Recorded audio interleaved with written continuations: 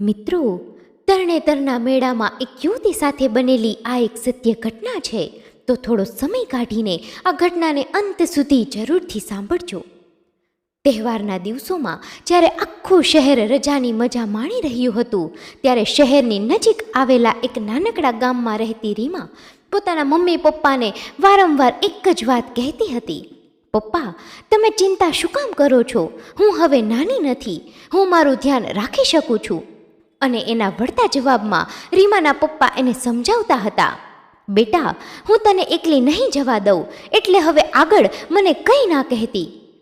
તેમના અવાજમાં પિતાની ચિંતા અને પ્રેમ સ્પષ્ટ દેખાતા હતા.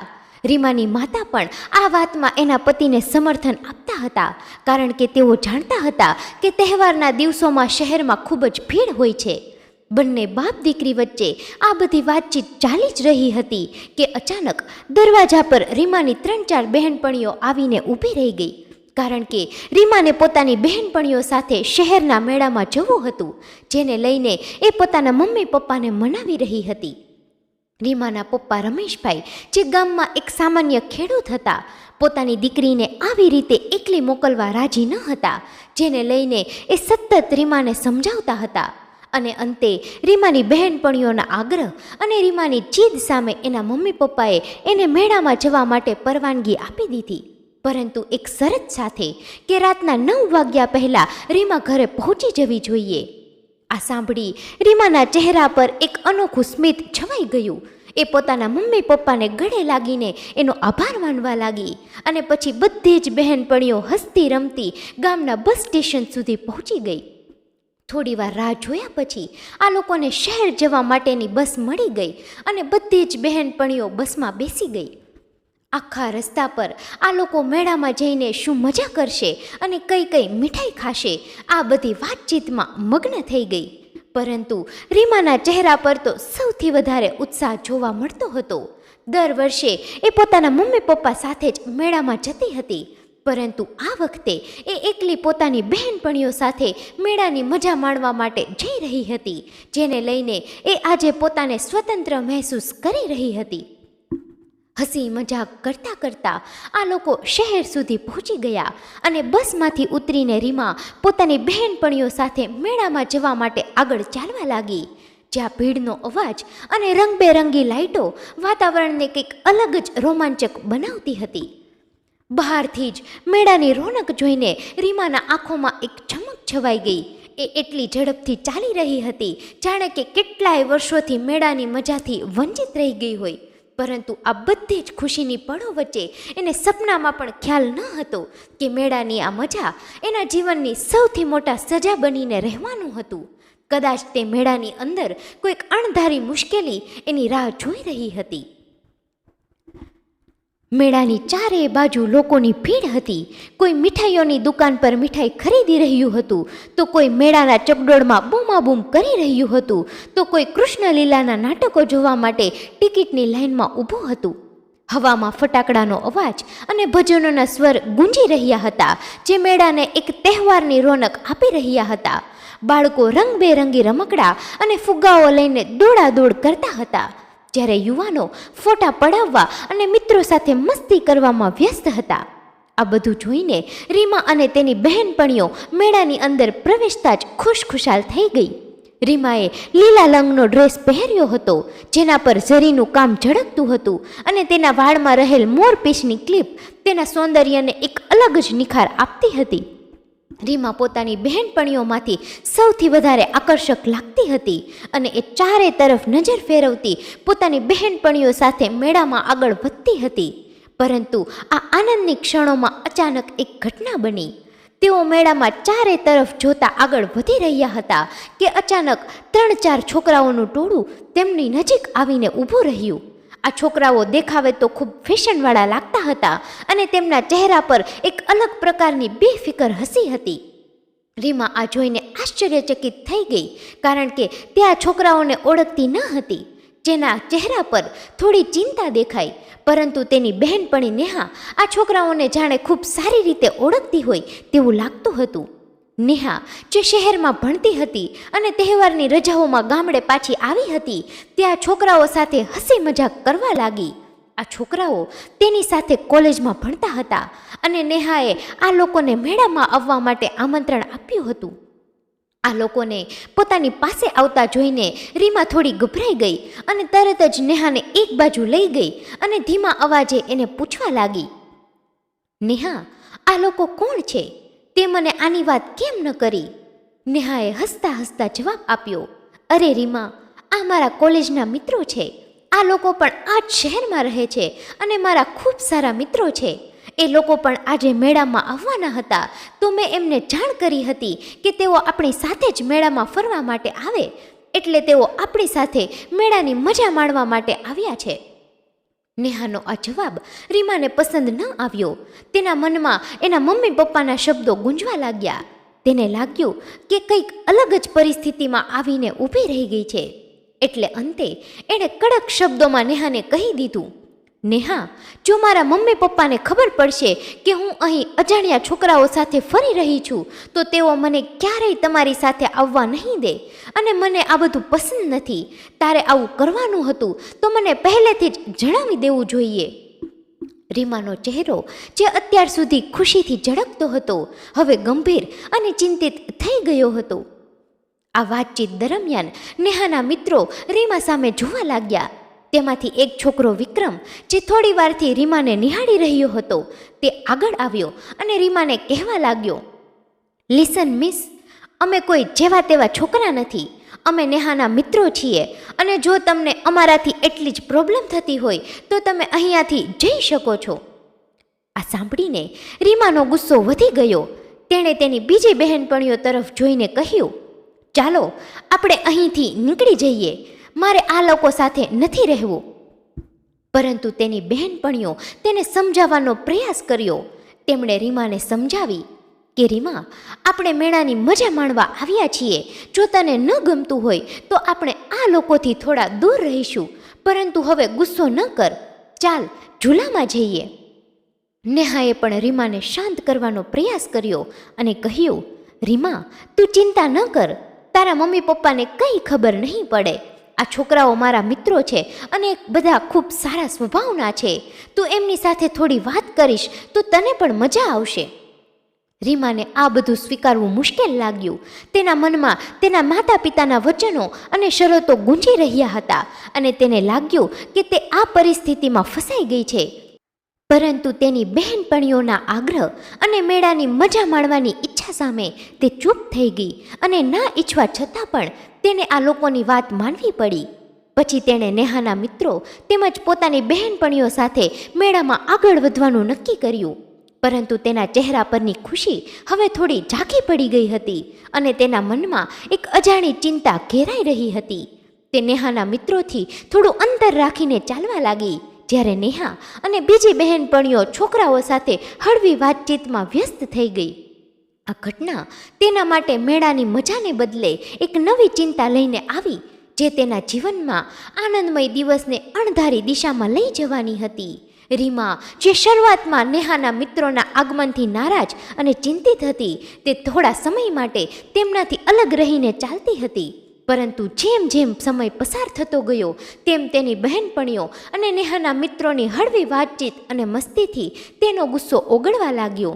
નેહાના મિત્રો ખૂબ જ મજાકિયા અને મળતાવતા સ્વભાવના હતા અને તેઓએ રીમાને પણ વાતચીતમાં સામેલ કરવાનો પ્રયાસ કર્યો. ધીમે ધીમે રીમા પણ તેમની સાથે હળવી વાતચીતમાં જોડાઈ ગઈ. તેને લાગ્યું કે આ છોકરાઓ ખરેખર ખરાબ નથી અને તેમની સાથેની વાતચીતમાં એક અલગ જ પ્રકારનો આનંદ હતો. તે પહેલીવાર શહેરી જીવનનો અનુભવ કરી રહી હતી, જ્યાં ફક્ત છોકરીઓ જ નહીં પરંતુ છોકરાઓની મિત્રતા પણ એટલી જ રસપ્રદ અને આનંદદાયક હોઈ શકે છે. ખાસ કરીને વિક્રમ, જેની સાથે રીમા શરૂઆતમાં ગુસ્સે થઈ હતી, તેણે તેની સાથે હળવાશથી વાતચીત શરૂ કરી. તેનો મજાકિયો સ્વભાવ અને રમૂજી વાતો રીમાને હસાવવા લાગી. બંનેએ મળીને ચૂલાઓ પર ચડવાનું નક્કી કર્યું અને રીમાને લાગ્યું કે તેની શરૂઆતની ચિંતા હવે ઓછી થઈ ગઈ છે. તેઓ એક ઊંચા ઝૂલા પર ચડ્યા, જ્યાં રીમા ચીસો પાડતી હસતી હતી અને વિક્રમ તેની મજાક ઉડાવતો હતો. અરે ગામની છોકરી આટલી હિંમતવાળી છે, મને લાગ્યું તું ડરી જઈશ. રીમાએ હસતા હસતા જવાબ આપ્યો, અરે ગામની છોકરીઓ શહેરના છોકરાઓ કરતાં વધુ હિંમતવાળી હોય છે. આ વાતચીતથી તેમની વચ્ચે એક હળવી દોસ્તીની શરૂઆત થઈ. બીજી બહેનપણીઓ અને નેહાના મિત્રો આ બંનેની વાતચીત જોઈને એકબીજાને ઈશારો કરતા હતા, જાણે કોઈ નવી રમૂજ ચાલુ થઈ ગઈ હોય. સમય પસાર થતો ગયો અને રીમા હવે મેળાની મજામાં સંપૂર્ણપણે ડૂબી ગઈ હતી. રીમા અને વિક્રમની વાતચીત હવે ઘણી આગળ વધી ગઈ હતી. તેઓ એકબીજાને મેળાની પોતાની બાળપણની યાદો શેર કરી રહ્યા હતા. પરંતુ આ આનંદની ક્ષણોમાં રીમા અચાનક ચોંકી ગઈ જ્યારે તેને યાદ આવ્યું કે તેના પપ્પાએ તેને રાતના 9 વાગ્યા પહેલાં ઘરે પહોંચવાનું કહ્યું હતું.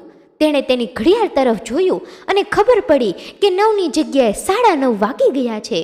તેના ચહેરા પર ચિંતાની રેખાઓ દેખાઈ અને તેણે તરત જ પોતાની બહેનપણીઓને કહ્યું, અરે હવે આપણે નીકળી જવું જોઈએ. મારા પપ્પાએ 9 વાગ્યે ઘરે આવવાનું કહ્યું હતું અને હવે મોડું થઈ ગયું છે. પરંતુ નેહા અને તેના મિત્રોએ કહ્યું, થોડી વાર રોકાઈ જાઓ, હજુ 1-2 ઝૂલા બાકી છે. રીમા, જે હજુ મેળાની મજામાં ખોવાયેલી હતી અને ખાસ કરીને વિક્રમ સાથેની વાતચીતમાં તે થોડી વાર રોકાવા માટે માની ગઈ. તેના મનમાં થોડી ચિંતા હતી, પરંતુ મેળાનો આનંદ અને મિત્રો સાથેની મજા તેને રોકી રહી હતી. સમય આગળ વધતો ગયો અને રીમા અને વિક્રમની વાતચીત વધુ ગાઢ બનતી ગઈ. તેઓ હવે એકબીજાને મેળાની યાદો ઉપરાંત પોતાના શોખ અને સપનાઓ વિશે પણ વાત કરી રહ્યા હતા. આખરે મેળો થોડો શાંત થયો ત્યારે બધાએ એકબીજાને અલવિદા કહીને ઘરે જવાનું નક્કી કર્યું. રીમાએ વિક્રમને હસતા હસતા કહ્યું, આજે ખૂબ મજા આવી, થેન્ક યુ. વિક્રમે પણ સ્મિત સાથે જવાબ આપ્યો, ફરી મળીશું ગામની છોકરી. અને બંને એકબીજા સામે એક હળવું સ્મિત કર્યું અને આ બધા જ લોકો મેળામાંથી છૂટા પડ્યા. પરંતુ જ્યારે રીમા અને તેની બહેનપણીઓ બસ સ્ટેશન તરફ ચાલવા લાગી ત્યારે ઘડિયાળમાં 10 વાગી ગયા હતા. રીમાના માતા પિતા રમેશભાઈ અને તેમના પત્ની પોતાના ઘરની ઓસરીમાં બેસીને રીમાની રાહ જોતા હતા. રમેશભાઈએ રીમાને ઘણા ફોન કર્યા હતા, પરંતુ મેળાના ઘોંઘાટમાં રીમાનો ફોન સાયલેન્ટ હતો અને તેને ખ્યાલ ન હતો. તેમના ચહેરા પર ચિંતાની રેખાઓ ઘેરાઈ રહી હતી. રમેશભાઈ ચિંતામાં આમ તેમ ચક્કર લગાવી રહ્યા હતા અને બોલી રહ્યા હતા, આ છોકરીને કહ્યું હતું કે 9 વાગ્યે આવી જજે, હવે આટલું મોડું થઈ ગયું, ક્યાં રહી ગઈ હશે? રીમાની માતા પણ ચિંતામાં હતા. આ બધી બહેનપણીઓ સાથે ગઈ પણ ફોન શું કામ નથી ઉપાડતી? તેઓ બંને ઓસરીમાં બેસીને રસ્તા તરફ નજર રાખી રહ્યા હતા, દરેક પસાર થતા વાહનની સામે જોતા. અચાનક દૂરથી રીમાનો હસવાનો અવાજ સંભળાયો અને રમેશભાઈએ હાશકારાનો શ્વાસ લીધો. રીમા અને તેની બહેનપણીઓ હસતી રમતી ચાલીને આવી રહી હતી અને રીમાના ચહેરા પર હજુ પણ મેળાની મજાની ચમક હતી. પરંતુ જેવી તે ઘરની નજીક પહોંચી તેના માતા પિતાના ચિંતિત ચહેરા જોઈને તેનું સ્મિત ઝાખું પડી ગયું. રમેશભાઈ અને તેમની પત્ની ઓસરીમાં બેસીને રીમાની રાહ જોતા હતા અને તેમની આંખોમાં ચિંતા સાથે થોડો ગુસ્સો પણ ઝળકતો હતો. રીમાને તરત ખ્યાલ આવી ગયો કે તે 9 વાગ્યાની જગ્યાએ વધુ મોડી થઈ ગઈ છે અને તેના ફોનના મિસકોલ જોઈને તેનું હૃદય ધડકવા લાગ્યું. તેની બહેનપણીઓ તેને હળવાશથી ગુડ નાઇટ કહીને ઝડપથી પોતપોતાના ઘરે જવા માટે વિદાય લીધી. જ્યારે રીમા ધીમા પગલે ઘર તરફ આગળ વધી. રીમાએ પોતાના માતા પિતા સામે જઈને નમ્રતાથી માફી માંગવાનું શરૂ કર્યું. તેના અવાજમાં પસ્તાવો અને નિર્દોષતા હતી. પપ્પા મમ્મી, મને ખરેખર ખૂબ મોડું થઈ ગયું, માફ કરજો. મેળામાં એટલી મજા આવી રહી હતી કે સમયનો ખ્યાલ જ ન રહ્યો. તેણે પોતાના નાના પર્સમાંથી એક પેકેટ કાઢ્યું જેમાં રમેશભાઈને ખૂબ ભાવતા પેંડા હતા. તેણે હસતા હસતા કહ્યું, પપ્પા, આ તમારા માટે લાવી છું. મેળામાંથી ખાસ કરીને તમારી પસંદના પેંડા લીધા છે. રમેશભાઈનો ગુસ્સો થોડો ઓગળ્યો, પરંતુ તેમણે કડક અવાજે કહ્યું, રીમા, તે મને કહ્યું હતું કે તું 9 વાગ્યે આવી જઈશ. અમે કેટલા ચિંતામાં હતા, ફોન પણ નહોતી ઉપાડતી. રીમાની માતાએ પણ કહ્યું, બેટા, શહેરમાં ભીડ હોય છે અને તું એકલી છોકરી, અમને શું વિચાર ન આવે. રીમાએ ફરીથી માફી માંગી. હવે આવું નહીં થાય પપ્પા, હું આગળથી સમયનું ધ્યાન રાખીશ. તેની નિર્દોષ હસી અને પેંડાના પેકેટે રમેશભાઈનું હૃદય ઓગાળી નાખ્યું અને તેમણે હળવું સ્મિત કરીને કહ્યું, ઠીક છે, હવે અંદર જા અને આરામ કર, પણ આગળથી આવું ન થવું જોઈએ. રીમા પણ ઘરની અંદર ગઈ. તે થોડી થાકેલી હતી, પરંતુ તેનું મન હજુ પણ મેળાના આનંદમાં ખોવાયેલું હતું. રાત્રે જ્યારે તે પોતાની પથારીમાં સૂતી હતી, તેની નજર સામે મેળાના દ્રશ્યો ફરવા લાગ્યા અને ખાસ કરીને વિક્રમ સાથેની તેની વાતચીત. રીમા માટે આ દિવસ ખરેખર ખાસ હતો, કારણ કે તે પહેલીવાર કોઈ છોકરા સાથે આવી રીતે બહાર ગઈ હતી. વિક્રમનો મજાકિયો સ્વભાવ, તેની હળવી વાતો અને ખાસ કરીને તેની હિંમત આપતી વાતોએ રીમાને ખૂબ પ્રભાવિત કરી હતી. રીમા યાદ કરવા લાગી કે જે ઝૂલાઓથી તે હંમેશા ડરતી હતી, ખાસ કરીને ઊંચા અને ઝડપી રાઇડ્સ, તેમાં વિક્રમે તેને હિંમત આપી હતી. તેણે હસતા હસતા કહ્યું હતું, રીમા, ડરવાની શું જરૂર, હું તારી સાથે છું, ચાલ એકવાર ટ્રાય કરી જો. રીમાએ ડરતા ડરતા તેની વાત માની અને જ્યારે ઝૂલો ઊંચો ગયો અને તે ચીસો પાડતી હસી રહી હતી, ત્યારે વિક્રમે તેની સાથે મજાક કરીને તેનો ડર દૂર કરી દીધો. આ બધી યાદો રીમાના ચહેરા પર હળવું હાસ્ય લાવી રહી હતી. તેના મનમાં વિક્રમનો ચહેરો, તેની હસી અને તેની હિંમત આપતી વાતો સતત ફરી રહી હતી. તેને ખબર ન હતી કે શા માટે, પરંતુ તેનું દિલ વારંવાર વિક્રમની વાતો તરફ ખેંચાઈ રહ્યું હતું. આ બધું યાદ કરતાં કરતાં તેને ખ્યાલ જ ન રહ્યો કે ક્યારે રાતની સવાર પડી ગઈ. બહારની શાંતિમાં પક્ષીઓના કલરવનો અવાજ આવવા લાગ્યો અને રીમા હજુ પણ તેની પથારીમાં સૂતી મેળાની યાદોમાં ખોવાયેલી હતી. તેના મનમાં એક નવી ઉત્સુકતા જન્મી હતી. શું આ નવી દોસ્તી આગળ વધશે? શું તે ફરીથી વિક્રમને મળશે? આ વિચારો સાથે રીમાનું મન એક નવા આનંદ અને થોડી ઉત્સુકતાથી ભરાઈ ગયું હતું. બીજે દિવસે જ્યારે બધી જ બહેનપણીઓ ગામના મંદિરે એકઠી થઈ, તેમની વાતચીતનો વિષય ફક્ત મેળાની મજા હતો.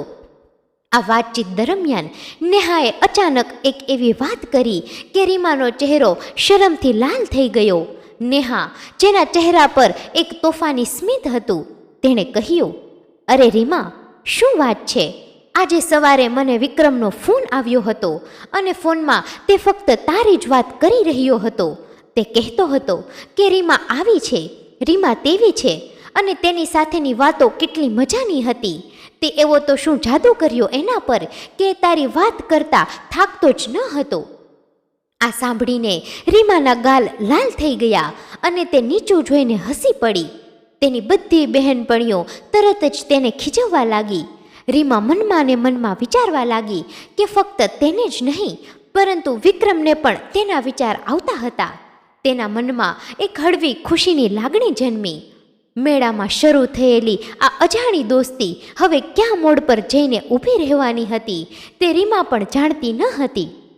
દિવસો આવી જ રીતે પસાર થતા રહ્યા, પરંતુ રીમાના મનમાં મેળાની યાદો અને વિક્રમની વાતો સતત ફરતી હતી. તે રોજ રાત્રે પથારીમાં સૂતી ત્યારે તે યાદોને મનમાં ને મનમાં યાદ કરીને ખુશ થતી અને તેના ચહેરા પર એક અજાણી ચમક આવી જતી હતી. એમાં જ એક દિવસ નેહાએ રીમાને પોતાના ઘરે બોલાવી અને કહ્યું, રીમા, તારા માટે એક સરપ્રાઈઝ છે, તરત આવજે. રીમા, જેના મનમાં ઉત્સુકતા જાગી ગઈ, તે ઝડપથી તેના ઘરમાંથી નીકળી અને નેહાના ઘરે પહોંચી ગઈ. જઈને જોયું તો તેની આંખો ચાર થઈ ગઈ, કારણ કે ત્યાં કોઈ બીજું નહીં પરંતુ વિક્રમ ઊભો હતો. તેના ચહેરા પર એક હળવું સ્મિત હતું અને તેની આંખોમાં રીમાને જોવાની ઉત્સુકતા ઝળકતી હતી. રીમા તેને જોઈને એકદમ ખુશ થઈ ગઈ. તેને ખબર ન હતી કે આવું શું કામ મહેસૂસ કરી રહી છે, પરંતુ વિક્રમને પોતાની નજર સામે જોઈને તેનું મન ખૂબ રાજી થઈ ગયું. તેના હૃદયમાં એક અજાણી લાગણી જન્મી, જાણે તેના જીવનમાં કોઈ નવો અધ્યાય શરૂ થઈ રહ્યો હોય. નેહાએ હસતા હસતા જણાવ્યું, રીમા, વિક્રમ સ્પેશિયલ તને મળવા માટે શહેરથી આવ્યો છે. તેને તારી યાદ આવી રહી હતી. વિક્રમે પણ શરમાતા શરમાતા કહ્યું, હા રીમા, મેળાની તે મજા યાદ કરીને વિચાર્યું કે તને મળી આવું. આ ત્રણેય જણાએ મળીને થોડી ઘણી વાતો કરી. પછી વિક્રમે વિદાય લીધી અને પોતાના શહેર જવા માટે નીકળી ગયો. પરંતુ આ નાનકડી મુલાકાત તેમના જીવનમાં સૌથી મોટો ફેરફાર લાવવાની હતી. ગામડામાં સામાન્ય જિંદગી જીવતી રીમા હવે આ શહેરી છોકરા વિક્રમ પ્રત્યે પ્રેમની લાગણી અનુભવવા લાગી હતી. નેહાની મદદથી રીમાની વાતચીત અવારનવાર વિક્રમ સાથે થયા કરતી હતી. નેહા ફોન પર વાત કરાવી દેતી અને તેઓ કલાકો સુધી વાત કરતા રહેતા. પછી તો એક સમય એવો આવ્યો કે નેહાની રજાઓ પૂરી થઈ ગઈ અને તે ફરી પોતાની કોલેજ જવા માટે નીકળી ગઈ. પરંતુ રીમા અને વિક્રમની વાત કરવાનો સિલસિલો શરૂ રહ્યો. નેહા રીમાના ઘરે ફોન કરતી અને આ બંનેને વાત કરાવી દેતી હતી. અને એક દિવસ તો જાણે એવું બન્યું કે રીમાને સમજ નહોતી પડતી કે તેને શું કરવું જોઈએ. રીમા અને વિક્રમ એકબીજા સાથે વાતો કરતા એને હવે ઘણો સમય થઈ ચૂક્યો હતો અને તેમની દોસ્તી વધુ ગાઢ બની હતી. પરંતુ પછી વિક્રમે રીમા પાસે એક એવી શરત મૂકી કે તેને લઈને રીમા પણ ચિંતામાં આવી ગઈ. વિક્રમે ફોન પર કહ્યું, રીમા, હું તારી સાથે લગ્ન કરવા માગું છું. તું હા કરે તો સારું, નહીં તો મારો પરિવાર મારા લગ્ન બીજી છોકરી સાથે કરાવી નાખશે. આ વાત સાંભળીને રીમા વધુ ચિંતામાં આવી ગઈ. તેને પહેલાં તો કંઈ સમજાયું નહીં કે આ બાબતમાં તેને શું કરવું જોઈએ. તેના માતા પિતાને તો આવી કોઈ વાતની જાણ જ ન હતી અને તેમને જાણ કર્યા વગર લગ્નનો નિર્ણય લેવો તેને યોગ્ય લાગતું ન હતું. તેના મનમાં અનેક વિચારો ઘૂમી રહ્યા હતા. વિક્રમ પ્રત્યેનો તેનો પ્રેમ, પરિવારની જવાબદારી અને ગામ અને સમાજની વાતો. તેણે મનોમન નક્કી કર્યું કે તે એકવાર તેના પિતાને આ બાબતમાં વાત કરશે. આખરે એક રાત્રે રીમાએ હિંમત કરીને તેના પિતા રમેશભાઈ પાસે જવાનું નક્કી કર્યું. તે ધીમા પગલે તેમના રૂમ તરફ ગઈ. રમેશભાઈ હજુ જાગતા હતા અને પુસ્તક વાંચી રહ્યા હતા. રીમાએ ધીમા અવાજે કહ્યું, પપ્પા, તમને એક વાત કરવી છે. રમેશભાઈને આશ્ચર્ય થયું અને તેઓએ કહ્યું, બોલ બેટા, શું વાત છે? રીમાના હાથ ધ્રુજી રહ્યા હતા, પરંતુ તેના શબ્દો પૂરા થાય તે પહેલાં જ રમેશભાઈના ફોન પર એક કોલ આવ્યો. રમેશભાઈએ ફોન ઉપાડ્યો અને સામેવાળા વ્યક્તિ સાથે વાત કરવા લાગ્યા.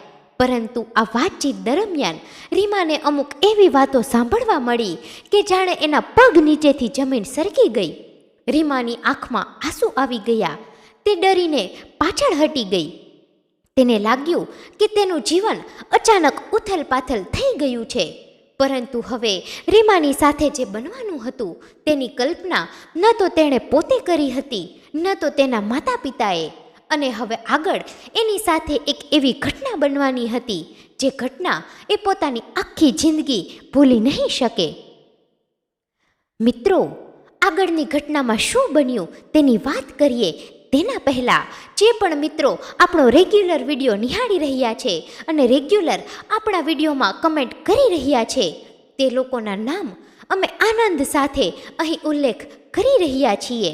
તે નામ આ પ્રમાણે છે: પાલીતાણાથી સોનલબેન, અનસુયાબેન ગામિત, વલસાડ તિગરાથી ઉમેશભાઈ પટેલ, મંગેશભાઈ ગામિત, હર્ષદભાઈ વસાવા, રાજકોટથી મિત્તલબેન ચાવડા, ઉમરગામ વાપીથી મુકેશભાઈ દોડીભાઈ, ડાંગથી આશીષભાઈ, હિતેશભાઈ પટેલ, દિવ્યેશભાઈ ગામિત, સરોજબેન તળાવિયા, રાજકોટથી ચિંતનભાઈ પટેલ, નસવાડી છોટા ઉદયપુરથી સુમનબેન સોલંકી, સાપુતારા ચીખલીથી અજયભાઈ, કોસંબાથી કિરીટભાઈ વસાવા,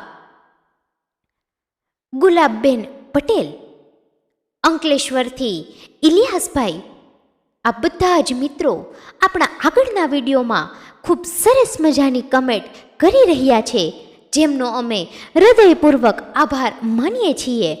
મિત્રો, જો આમાંથી કોઈ પણ લોકોના નામ બાકી રહી જતા હોય તો આવતા એપિસોડમાં અમે જરૂરથી તે નામનો ઉલ્લેખ કરવાની કોશિશ કરીશું. પરંતુ આપ દરેક એપિસોડમાં કમેન્ટ કરતા રહો, સાથે આપનું નામ પણ લખતા રહો, જેથી અમને આપના નામ બોલવામાં સરળતા રહે. અને ખાસ મિત્રો, નોંધ લેશો કે જે પણ મિત્રોએ ચેનલને સબસ્ક્રાઈબ કરેલી હશે અને વિડીયોને લાઈક કરેલો હશે તેના નામ જ ઉલ્લેખ કરવામાં આવશે, જેથી ખાસ કમેન્ટની સાથે આપનું નામ પણ લખતા રહેવું અને આપનું નામ વાંચીને તમારા સગા વહાલા જો આપણો વિડીયો જોતા હશે તો તે પણ ગર્વ કરશે. તો ચાલો મિત્રો, હવે આગળની ઘટનામાં શું બન્યું તેની વાત કરી લઈએ. રમેશભાઈએ ફોન ઉપાડ્યો અને સામેવાળા વ્યક્તિ સાથે વાત કરવા લાગ્યા. તેમનો અવાજ શરૂઆતમાં સામાન્ય અને આદરભર્યો હતો, પરંતુ જેમ જેમ વાત આગળ વધી તેમ તેમ તેના ચહેરા પર આશ્ચર્ય અને પછી ખુશી દેખાવા લાગી.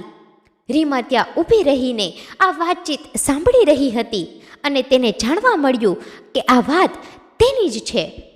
સામેવાળા વ્યક્તિ જે રમેશભાઈના જાણીતા અને ગામની નજીકના એક ગામમાં રહેતા મિત્ર હતા, તેમના દીકરા સાથે રીમાના લગ્નની વાત કરી રહ્યા હતા.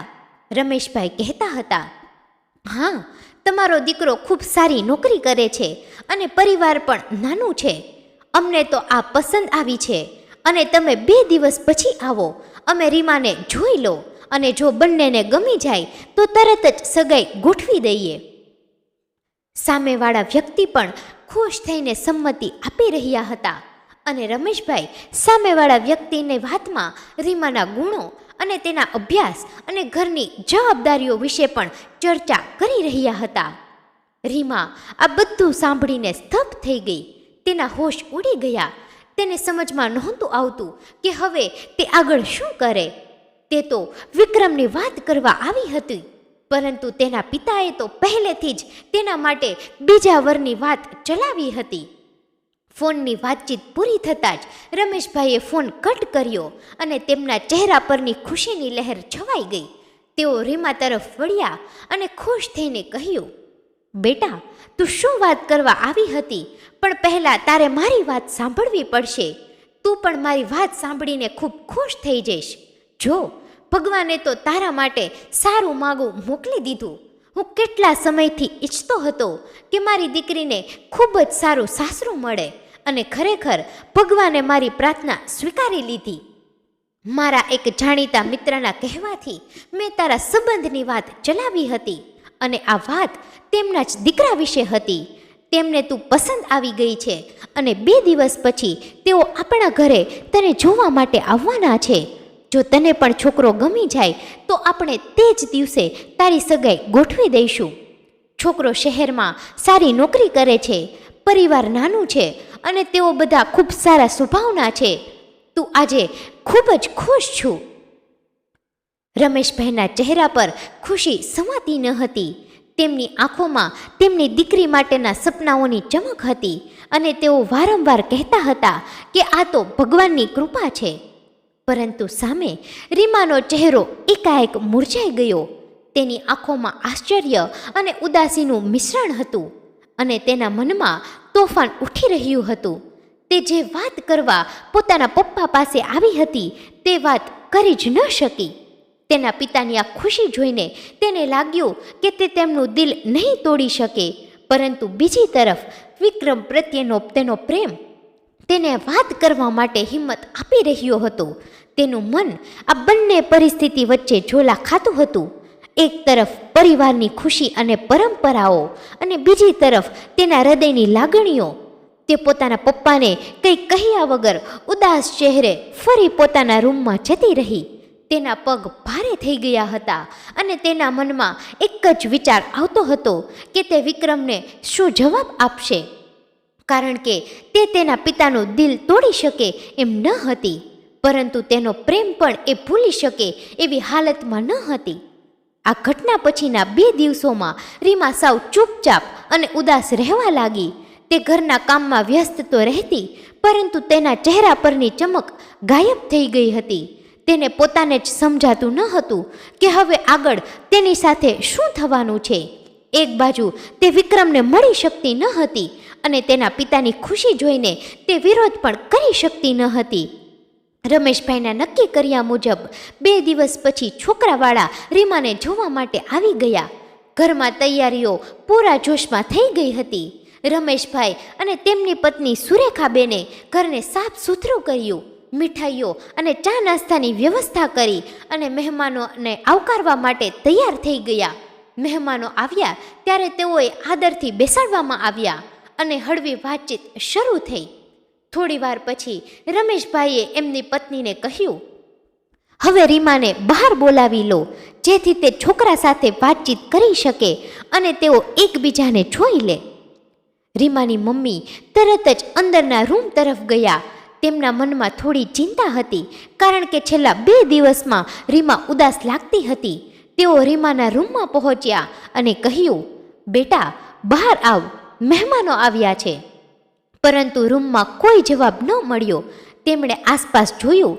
પલંગ ખાલી હતો અને રીમા ક્યાંય દેખાતી ન હતી. તેમના હૃદયમાં ડરની લહેર દોડી ગઈ અને તેઓ તરત જ આખા ઘરમાં રીમાને શોધવા લાગ્યા, રસોડામાં, આંગણામાં અને બીજા રૂમમાં પણ. પરંતુ રીમા ક્યાંય જોવા મળતી ન હતી. તેમના ચહેરા પર પરસેવો આવી ગયો અને તેઓ તરત જ બહાર આવીને રમેશભાઈને ઈશારાથી અંદર બોલાવ્યા અને રમેશભાઈને કહેવા લાગ્યા, રીમા ક્યાંય દેખાતી નથી. આખું ઘર જોઈ નાખ્યું પણ તે નથી મળતી. આ વાત સાંભળીને રમેશભાઈના હોશ ઉડી ગયા. તેમના ચહેરા પર ચિંતા અને આશ્ચર્યનું મિશ્રણ હતું. તેઓ વિચારમાં પડી ગયા કે ક્યારેય પણ તેમની દીકરી રીમા આવી રીતે કહ્યા વગર બહાર નથી જતી, તો અત્યારે તે અચાનક ક્યાં ચાલી ગઈ.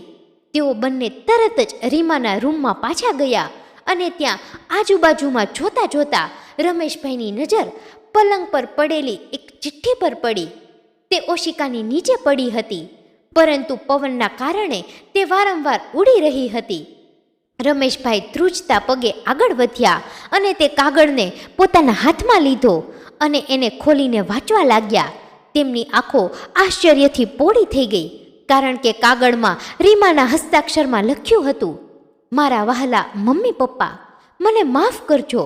આજે તમને જાણ કર્યા વગર હું મારી જિંદગીનો આટલો મોટો નિર્ણય લઈ રહી છું.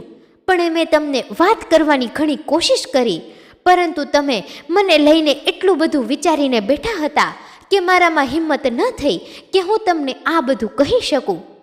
હું એક છોકરાને પ્રેમ કરું છું અને તેની સાથે જ લગ્ન કરવા માગું છું. તે રાત્રે પણ હું તમને આ જ બાબતમાં વાત કરવા માટે આવી હતી, પરંતુ તમે બીજા છોકરા સાથે મારા સંબંધની વાત કરી હતી, જેને લઈને હું તમને આ બધું કહી ન શકી. બની શકે તો મને માફ કરજો. હું તમારું દિલ દુભાવવા નહોતી માગતી. તમારી દીકરી રીમા. આટલું વાંચતા જ રમેશભાઈનું હૃદય ઝડપથી ધબકવા લાગ્યું અને તેમની આંખોમાં આંસુ આવી ગયા. રીમાની મમ્મી તો રડવા લાગ્યા. તેમના હાથોમાં ચિઠ્ઠી નીચે પડી ગઈ. હવે બહાર બેઠેલા મહેમાનોને શું જવાબ આપશે તે ચિંતા આ બંનેને સતાવા લાગી. તેઓ વિચારી રહ્યા હતા કે તેમની દીકરીએ આવું કેમ કર્યું. રીમાના અચાનક ગાયબ થઈ ગઈ અને તેની ચિઠ્ઠી મળ્યા પછી રમેશભાઈ અને તેમની પત્ની સુરેખાબેનના મનમાં એક તોફાન ઉઠી રહ્યું હતું. ઘરમાં બેઠેલા મહેમાનો જે રીમાને જોવા અને તેના સંબંધની વાત આગળ વધારવા આવ્યા હતા, તેઓએ પણ આ વાતની જાણ થતાં જ તેઓના ચહેરા પર આશ્ચર્ય અને ગુસ્સો દેખાવા લાગ્યો. તેઓ રમેશભાઈને ખરી ખોટી સંભળાવવા લાગ્યા. રમેશભાઈ, આ તો તમારી દીકરીની ઉછેરની વાત છે. અમે અહીં આવ્યા અને તમારી દીકરી જ ગાયબ. આ તો અમારું અપમાન છે. રમેશભાઈ નીચું મોઢું કરીને બેઠા રહ્યા. તેઓ આ વાતો ફક્ત સાંભળી રહ્યા હતા.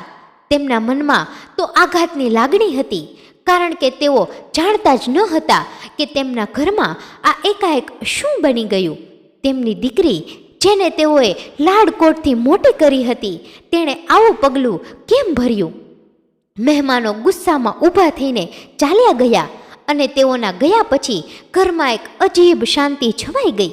મહેમાનોના ગયા પછી રમેશભાઈ અને સુરેખાબેન તરત જ પોતાની દીકરીને શોધવા લાગ્યા. તેઓ ગામના બધા જ રસ્તાઓ પર ફરી વળ્યા, નજીકના મિત્રો અને પાડોશીઓને પૂછ્યું, પરંતુ કોઈને પણ જાણ ન હતી. તેઓએ રીમાની બહેનપણીઓને પણ ફોન કરીને પૂછ્યું, પરંતુ બધીએ ના પાડી. જ્યારે નેહાને આ વાતની ખબર પડી ત્યારે તો એ ખૂબ ગભરાઈ ગઈ અને બીકના મારે એણે રમેશભાઈના ફોન જ ન ઉપાડ્યા, જેના કારણે એના ઘરના સભ્યોને ક્યારે પણ ખબર ન પડે કે નેહા પણ રીમાની આ વાતમાં મદદ કરતી હતી. બધાનો સંપર્ક કર્યા પછી પણ રીમાની કોઈ પણ જાણકારી મળતી ન હતી. અંતે થાકી હારીને તેઓ નજીકના પોલીસ સ્ટેશનમાં ગયા. તેઓએ ઇન્સ્પેક્ટરને બધી વાત કરી, પરંતુ પોલીસ ઇન્સ્પેક્ટરે શાંતિથી કહ્યું, રમેશભાઈ, તમારી દીકરી તેની મરજીથી ઘર છોડીને ગઈ છે. એની આ ચિઠ્ઠી પુરાવો છે અને તેની ચિઠ્ઠીમાં જે કંઈ પણ લખ્યું છે એ પછી તો અમે ફરિયાદ તો નહીં લખી શકીએ, કારણ કે આમાં કોઈ અપરાધ નથી. અમે તમારી દીકરીને શોધવાની કોશિશ જરૂર કરીશું, પરંતુ જો તેણે તે છોકરા સાથે લગ્ન કરી લીધા હશે તો અમે આ બાબતમાં કંઈ નહીં કરી શકીએ. તમે ઘરે જાઓ અને શાંતિ રાખો. પોલીસ સ્ટેશનથી પાછા ફરતા રમેશભાઈ અને સુરેખાબેન મનમાં એક ભારે દુઃખનો પહાડ તૂટી પડ્યો હતો. તેઓ ઘરે આવ્યા અને આંગણામાં બેસી ગયા. રમેશભાઈ જોર જોરથી રડવા લાગ્યા. તેમના આંસુઓ રોકાતા ન હતા. તેમની નજર સામે તેમનો ભૂતકાળ તરવા લાગ્યો, જ્યારે તેઓ પોતાના પરિવારથી અલગ થઈને પોતાની પત્ની અને નાનકડી દીકરી રીમા સાથે આ ગામમાં રહેવા માટે આવ્યા હતા. રમેશભાઈનો પરિવાર ખૂબ મોટો હતો અને તેમના માતા પિતા તેમની પત્નીને સંતાનને લઈને હંમેશા મેણા ટોહણા મારતા હતા.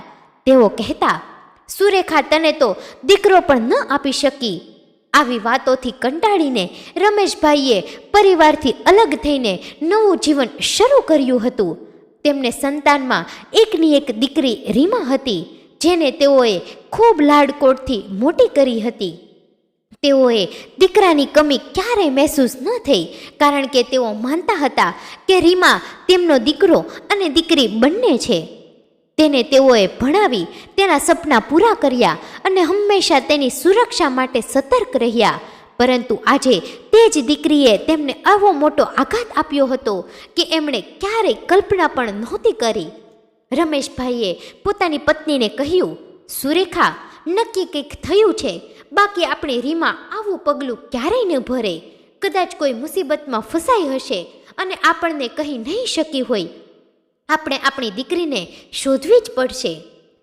સુરેખાબેન પણ એકદમ ચૂપચાપ ઊભા હતા, કારણ કે તેમને પણ કોઈ રસ્તો સૂચતો ન હતો.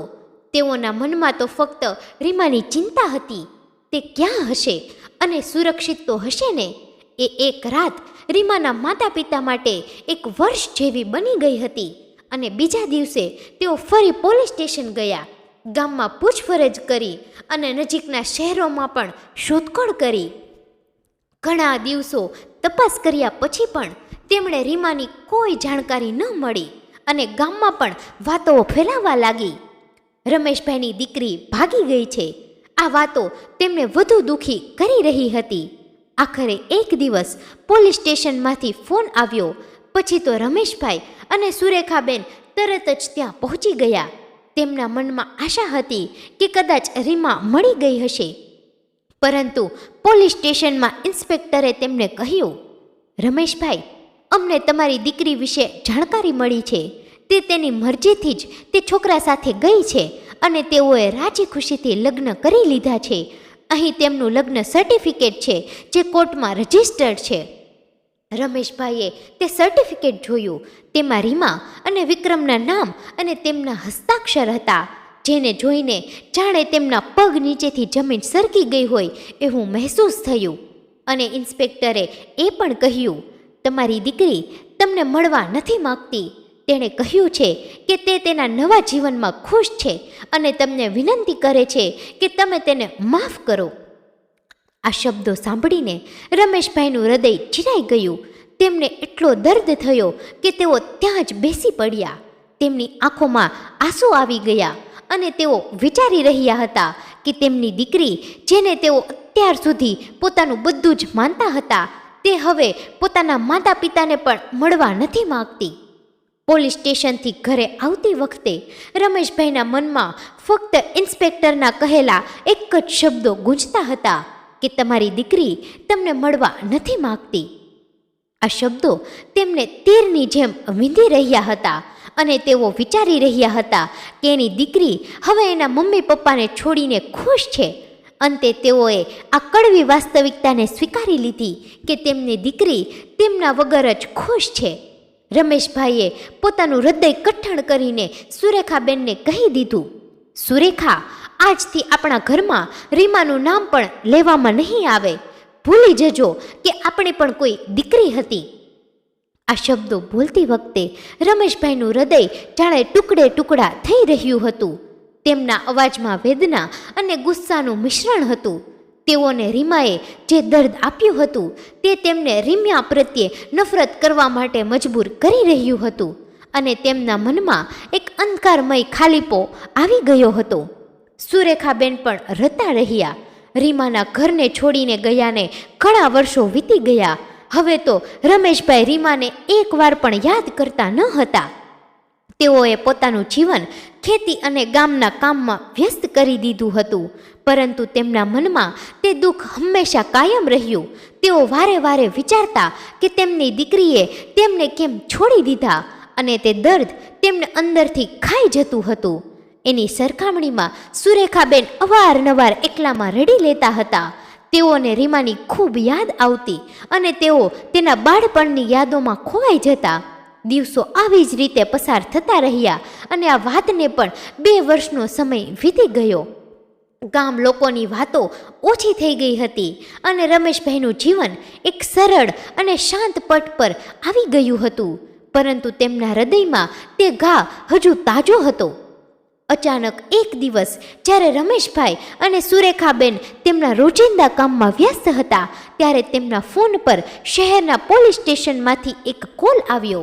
ફોન ઉપાડતા જ ઇન્સ્પેક્ટરે કહ્યું, રમેશભાઈ, તમારી દીકરી રીમા અહીં છે, તમે તરત આવો. પહેલાં તો રમેશભાઈને ઘણો ગુસ્સો આવ્યો. તેમના મનમાં તે જૂનું દર્દ જાગી ગયું અને તેઓએ કહ્યું, મારી દીકરી તે તો અમને મળવા નથી માગતી, અમે કેમ આવીએ? પરંતુ ઇન્સ્પેક્ટરે શાંતિથી કહ્યું, રમેશભાઈ, તેની હાલત સારી નથી. આ સાંભળીને રમેશભાઈને વિચાર આવ્યો કે તેમની દીકરી પોલીસ સ્ટેશનમાં શું કરે છે. તેમના મનમાં ચિંતા જાગી અને તેઓ તરત જ સુરેખાબેનને કહીને તૈયારી કરી અને ઇન્સ્પેક્ટરે ફોનમાં જણાવ્યા મુજબના સરનામા પર પહોંચી ગયા. રસ્તામાં તેઓના મનમાં અનેક વિચારો ઘૂમી રહ્યા હતા. શું થયું હશે? રીમા કેમ ત્યાં છે? અને જ્યારે તેઓ પોલીસ સ્ટેશન પહોંચ્યા અને જોયું તો એમની નજર સામે રીમા ઊભી હતી, પરંતુ તેની હાલત જોઈને તેઓ સબ થઈ ગયા. રીમા ખૂબ ખરાબ અને નબળી હાલતમાં હતી. તેના વસ્ત્રો ફાટેલા હતા. તેના ચહેરા પર થાક અને વેદનાની રેખાઓ હતી. તેની આંખોમાં ડર અને પસ્તાવાનું મિશ્રણ હતું અને તે ફ્લોર પર બેસીને નીચું જોઈ રહી હતી. તેની આસપાસ અન્ય છોકરીઓ પણ હતી. રમેશભાઈ અને સુરેખાબેનની આંખો આશ્ચર્યથી પોળી થઈ ગઈ. તેઓને વિશ્વાસ ન આવ્યો કે તેમની દીકરી આવી હાલતમાં છે. સુરેખાબેન તરત જ રીમા તરફ દોડી ગયા અને તેને ગળે લગાવીને રડવા લાગ્યા. બેટા, તું આવી હાલતમાં કેમ? શું થયું તને? રમેશભાઈ પણ ત્યાં ઊભા રહીને તેમની દીકરીને જોઈ રહ્યા. ઇન્સ્પેક્ટરે તેઓને વિગતમાં વાત જણાવતા કહ્યું, રીમા વિક્રમ સાથે લગ્ન કરવા માટે તો ગઈ હતી, પરંતુ વિક્રમે તેની સાથે ખૂબ ખોટું કર્યું. વિક્રમે તેને સુંદર સપના બતાવીને પોતાની સાથે લઈ ગયો હતો, પરંતુ વિક્રમે તેની સાથે દગો કર્યો. તેને લગ્નની લાલચ આપીને રાજ્યની બહાર લઈ ગયો અને કોઈ અસામાજિક તત્વોના હાથમાં સોંપી દીધી. રીમા તેના પર વિશ્વાસ કરી બેઠી અને તે ત્યાં ફસાઈ ગઈ. અત્યાર સુધી રીમા બધી જ મુસીબતનો સામનો કરતી હતી. તેને શારીરિક અને માનસિક ત્રાસ આપવામાં આવ્યો હતો અને તેને તે જગ્યાએથી ભાગવાની કોઈ તક નહોતી મળી. પરંતુ એક દિવસ તે જગ્યા પર જ્યાં તેને રાખવામાં આવી હતી ત્યાં પોલીસે રેડ પાડી અને બધી જ છોકરીઓને ત્યાંથી મુક્ત કરવામાં આવી. આ રેડમાં રીમા પણ બચી ગઈ અને પોલીસે તેને સ્ટેશનમાં લાવીને તેના પરિવારને જાણ કરી. રમેશભાઈ અને સુરેખાબેનને આ વાતની ખબર પડી ત્યારે તો તેઓની આંખો આશ્ચર્ય અને દુઃખથી બહોળી થઈ ગઈ. તેઓને વિશ્વાસ ન આવ્યો કે તેમની દીકરી આવી મુસીબતમાંથી પસાર થઈ રહી હતી. સામે ઊભેલી રીમા ફક્ત નીચું જોઈને ઊભી હતી. તેના મનમાં પસ્તાવો અને શરમની લાગણી હતી અને એનામાં એટલી પણ હિંમત ન હતી કે તે નજર ઊંચી કરીને પોતાના મમ્મી પપ્પાને જોઈ શકે. તે વિચારતી હતી કે એના મમ્મી પપ્પાને તેના કારણે ખૂબ દુઃખ થયું છે અને તેના પોતાના નિર્ણયના કારણે તે આવી હાલતમાં છે. પોલીસ સ્ટેશનમાં બીજી છોકરીઓના માતા પિતા પણ આવી રહ્યા હતા. અને જે પોલીસ સ્ટેશન હંમેશા કઠોરતા અને કાયદાના અમલથી ભરેલું છે, આજે લાગણીઓના સમુદ્રમાં ડૂબેલું લાગતું હતું. રમેશભાઈએ ધીમેથી રીમાના માથા પર હાથ મૂક્યો અને તે ક્ષણે રીમા ત્યાં ને ત્યાં બેસીને જોર જોરથી રડવા લાગી. તેના આંસુઓમાં તેનો પસ્તાવો અને વેદના વહી રહ્યા હતા અને તે કહેવા લાગી, પપ્પા, મને માફ કરજો, મેં તમને ખૂબ દુઃખ આપ્યું. રમેશભાઈ અને સુરેખાબેન પણ રડી પડ્યા. તેઓએ તેને ગળે લગાવી અને કહ્યું, બેટા, તું સુરક્ષિત છે, એ જ અમારા માટે મહત્વનું છે. પછી રમેશભાઈએ વિનંતી કરી કે જે પોલીસ ઇન્સ્પેક્ટરે આ બધી દીકરીઓનો જીવ બચાવ્યો છે તેમને રૂબરૂ મળીને તેનો આભાર માનવો છે. અને પછી ઇન્સ્પેક્ટરને બોલાવવામાં આવ્યા. જ્યારે રમેશભાઈએ તેને મળ્યા ત્યારે તો તેઓના હોશ ઉડી ગયા. તે પોલીસ ઇન્સ્પેક્ટર બીજું કોઈ નહીં પરંતુ તેમના દૂરના મિત્રનો દીકરો હતો, જે તે દિવસે રીમાને જોવા માટે તેમના ઘરે આવ્યો હતો. તેનું નામ અભય હતું અને તે એક પોલીસ અધિકારી તરીકે કામ કરતો હતો. રીમા પણ આ છોકરાને ઓળખતી ન હતી અને અભયે પણ રીમાને જોઈ ન હતી. બંનેના પરિવારોએ જ એકબીજાને જોયા હતા અને રૂબરૂમાં બંનેને મળવાના હતા. પરંતુ તે પહેલાં જ રીમાએ આવું પગલું ભરી લીધું હતું. રમેશભાઈ પાસે અભયનો આભાર માનવા માટે શબ્દો ન હતા. તેઓએ બે હાથ જોડીને તેનો આભાર માન્યો અને કહ્યું, બેટા, તમે અમારી દીકરીને બચાવી, તમારા માટે અમે જીવનભર આભારી રહીશું. અભય, જે ઘણો સંસ્કારી અને વડીલોનો આદર કરવાવાળો હતો, તેણે હસતા હસતા કહ્યું, કાકા, આ તો મારું કામ છે અને તે દિવસે મારા પરિવાર તરફથી તમને જે કંઈ પણ સાંભળવા મળ્યું હતું તે બદલ હું તમારી માફી માગું છું. આ બધું રીમા એકી નજરે જોઈ રહી હતી. તેના મનમાં પસ્તાવાનો કોઈ પાર ન હતો. તે વિચારતી હતી કે તેના નિર્ણયને કારણે કેટલું બધું બદલાઈ ગયું છે અને તેના કારણે તેના માતા પિતાને કેટલું દુઃખ થયું છે. પરંતુ તેના પર ભગવાનની એટલી દયા હતી કે તે આટલી મોટી મુસીબતમાંથી બહાર આવી શકી અને પોતાના મમ્મી પપ્પા પાસે પાછી આવી ગઈ. રમેશભાઈ અને સુરેખાબેન રીમાને ઘરે લઈ આવ્યા અને ઘરનું વાતાવરણ ધીમે ધીમે બદલવા લાગ્યું. રીમા, જે શરૂઆતના દિવસોમાં એકદમ શાંત અને ચૂપચાપ રહેતી હતી, ધીમે ધીમે એના માતા પિતાના પ્રેમ અને સમર્થનથી પહેલાંની જેમ જિંદગી જીવવાની કોશિશ કરી રહી હતી. એક દિવસ સાંજે જ્યારે રમેશભાઈ પોતાના ઘરની ઓસરીમાં બેઠા હતા કે અચાનક એના ઘર આંગણે 3-4 લોકો આવીને ઊભા રહ્યા. રમેશભાઈ નજર ઊંચી કરી તો સામે અભય પોતાના પરિવાર સાથે ઊભો હતો. આ લોકોને ફરી પોતાના ઘર આંગણે જોઈ રમેશભાઈ વિચારમાં પડી ગયા કે આ લોકો અહીંયા શું કરવા આવ્યા છે. પછી અભયના પિતા શંકરભાઈએ રમેશભાઈને શાંતિથી કહ્યું, રમેશભાઈ, એ દિવસે અમે તમને જે કંઈ પણ કહ્યું હતું એ બદલ હું તમારી માફી માગું છું અને આજે ફરી એકવાર તમારી દીકરી માટે મારા દીકરાનું માગું લઈને આવ્યો છું. મારા અભયને તમારી રીમા ખૂબ પસંદ છે અને એટલું બન્યા પછી પણ એ રીમા સાથે જ લગ્ન કરવા માગે છે. જો તમને વાંધો ન હોય તો આપણે આ વાતને આગળ વધારીએ. આ વાત સાંભળતા તો રમેશભાઈ વિચારમાં પડી ગયા અને પોતાની પત્ની સામે જોવા લાગ્યા. એમની પત્નીની આંખો પણ ભીની થઈ ગઈ હતી અને પછી રમેશભાઈએ લોકોને ઘરની અંદર આવકારો આપ્યો અને પોતે રીમાને બહાર બોલાવી. રીમાને જ્યારે અભય વિશે પૂછવામાં આવ્યું ત્યારે એ પણ નીચી નજર કરીને ઊભી રહી ગઈ. અંતે બંનેની મરજીથી રમેશભાઈએ આ લગ્ન માટે હા કહી દીધી અને ધામધૂમથી રીમાના લગ્ન અભય સાથે કરાવવામાં આવ્યા. કારણ કે રીમાએ અભયમાં એ સંસ્કાર જોયા હતા જેને લઈને એણે અભયને લગ્ન માટે હા કહી હતી.